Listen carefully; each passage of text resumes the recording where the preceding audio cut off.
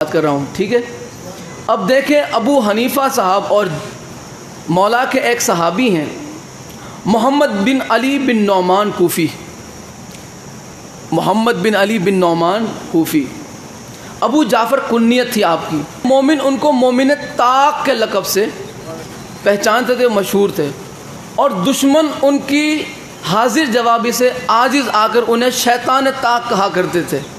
یہ اتنے حاضر جواب تھے کہ جس کی کوئی سیما نہیں، اتنے حاضر جواب تھے۔ یعنی کسی نے اگر طنز ان کے سامنے تانا دیا تو تانے کا جواب تانا، اینٹ کا جواب پتھر۔ یہ ایسے حاضر جواب تھے۔ اور کیسے تھے میں آپ کو ذرا دیکھیں کہ دو تین جھلک دکھا دوں۔ حضرت ابو حنیفہ صاحب نے ابو جعفر سے کہا طنزن، رجعت کا مذاق اڑاتے ہوئے،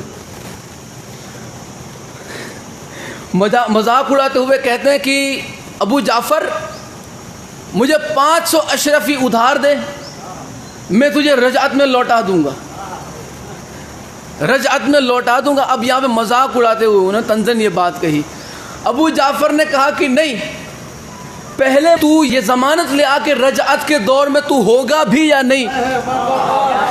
اگر بندر کی شکل میں تو آ گیا پھر میں کس سے اپنی قیمت وصول کروں گا۔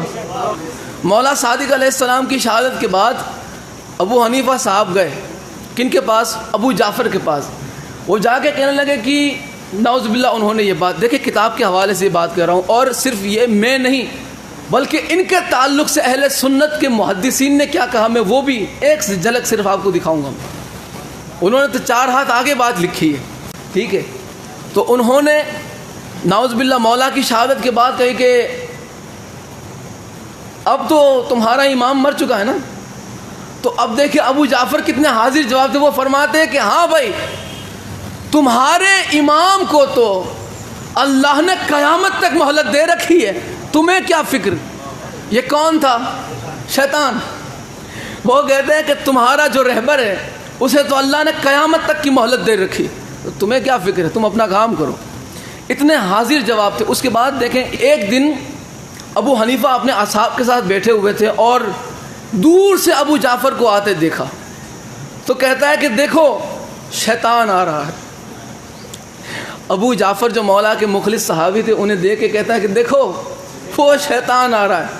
اور انہوں نے بالکل کوئی دھیرے آواز میں نہیں بلکہ انہیں سنانے کے لیے کہا کہ دیکھو شیطان آ رہا ہے۔ اب حاضر جوابی دیکھیں، ابو جعفر نے قرآن کی ایک آیت پڑھ دی۔ وہ آیت یہ تھی کہ الم ترى انا ارسلنا الشیاطین علی الکافرین تعزهم عزا، کہ ہم نے شیاطین کو کافروں کی طرف بھیجا تاکہ وہ کافروں کو بار بار اذیتیں دیتے رہے، اذیت پہنچاتے رہے۔ اتنے حاضر جواب تھے۔ اب آپ کو میں ایک اور چیز امام مالک بن انس کے تعلق سے میں بتانا چاہتا ہوں۔ یہ کون ہے؟ مالکی مسلک کے امام، امام مالک بن انس۔ مالک بن انس ابو حنیفہ صاحب کے تعلق سے کیا رائے رکھتے تھے؟ آپ نے ایک شخص آپ کے دور میں تھا، ولید بن مسلم۔ ولید بن مسلم خود روایت کرتے ہیں، وہ کہتے ہیں کہ مجھ سے امام مالک بن انس نے یہ سوال کیا کہ کیا تمہارے شہروں میں ابو حنیفہ کا نام لیا جاتا ہے؟ کیا تمہارے شہروں میں ابو حنیفہ کا نام لیا جاتا ہے؟ تو میں نے کہا ہاں۔ امام مالک کہنے لگے تمہارا شہر رہنے کے لائق ہی نہیں، تمہارا شہر رہنے کے لائق، تمہارے شہر میں ایسے لوگوں کا نام لیا جاتا ہے۔ اتنا اختلاف رکھتے تھے۔ اور اتنا ہی نہیں بلکہ بخاری اور مسلم کی جو استاد ہے، کون؟ ابن ابی شیبہ،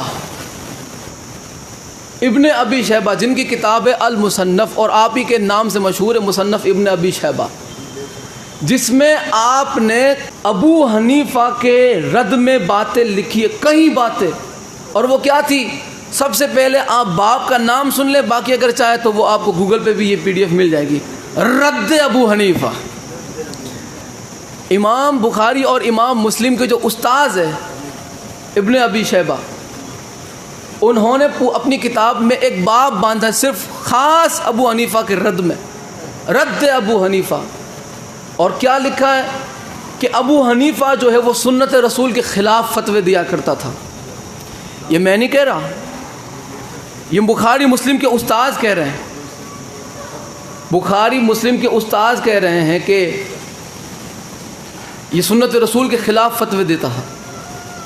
اب آخری حوالہ ابو حنیفہ صاحب کے تعلق سے، ایک مرتبہ مولا صادق علیہ السلام اپنے ہاتھ میں عصا لیے چل رہے تھے. عصا، آپ کے ہاتھ میں عصا تھا. تو مولا کو ہاتھ میں عصا لیے ہوئے جاتے دیکھا تو ابو حنیفہ صاحب رک گئے. کہنے لگے کہ مولا آپ تو جوان ہیں اور جوان ہوتے ہوئے عصا لے کے پھر رہے ہیں. عصا تو بزرگوں کا سہارا ہے. آپ نے فرمایا کہ میں جوان ہوں تو کیا ہوا، ضروری نہیں ہے کہ بزرگ کے ہاتھ میں ہی عصا ہو. اور میں نے تو اس لیے یہ عصا ہاتھ میں رکھا ہے کہ عصا ہاتھ میں رکھنا سنت رسول ہے. عصا ہاتھ میں رکھنا، ڈنڈا ہاتھ میں رکھنا سنت رسول ہے. اور مولا نے اگلی بات یہ فرمائی کہ صرف سنت رسول تک ہی نہیں بلکہ یہ وہ عصا ہے جو رسول اللہ کے ہاتھ میں ہوا کرتا تھا. یہ وہ عصا ہے. جیسے ہی یہ بات سنی تو ابو حنیفہ مولا کی طرف دوڑے اور دوڑ کے انہوں نے عصا پکڑ کے چوم لیا. مولا نے فرمایا او جناب کیا کر رہے ہیں؟ ابو حنیفہ صاحب سے مولا نے فرمایا کہ کیا کر رہے ہیں؟ تو کہنے لگے کہ میں عصا چوم رہا ہوں. کیوں چوم رہے ہو؟ تو کہنے لگے کہ یہ رسول اللہ کا عصا ہے. مولا نے ایک لمبی سانس لی، مولا نے ایک ٹھنڈی سانس لی اور آپ نے فرمایا کہ واہ ابو حنیفہ کیا بات ہے تیری، یہ عصا جو لکڑی کا ہے، جسے 1 صدی ہونے کو ہے اور تو اسے اس لیے چوم رہا ہے کہ یہ مصطفیٰ کے ہاتھوں میں تھا، اس سے بہتر تو میرے ہاتھوں کو بوسہ کیوں نہیں دیتا؟ اس میں خون رسول دوڑ رہا ہے. اس سے بہتر یہ ہے کہ تو میرے ہاتھوں کو بوسہ دے، اس میں خون رسول دوڑ رہا ہے. میں خون رسول ہوں، میرے ہاتھوں کو بوسہ کیوں نہیں دیتا؟ میرے ہاتھوں کو بوسہ دینا چاہیے. اب دیکھیں، اب ایک گفتگو کا رخ تھوڑا بدل رہا ہے. اسماعیل بخاری صاحب جو ہیں یہ کسی تعارف کے محتاج نہیں. امام بخاری صاحب بخاری شریف کے لکھنے والے کسی تعارف کے محتاج نہیں، لیکن ان کی بے ایمانی اور اہل بیت سے بغض انتہا ہے. اہل بیت سے بغض کی انتہا، یعنی کوئی حد نہیں. انہیں اہل بیت سے اتنا بغض کیوں تھا وہ ہم نہیں جانتے، اور میں یہ کیوں کہہ رہا ہوں یہ میں آپ کو بتا دیتا ہوں. پہلے آپ بخاری کی تعریف سن لیں کہ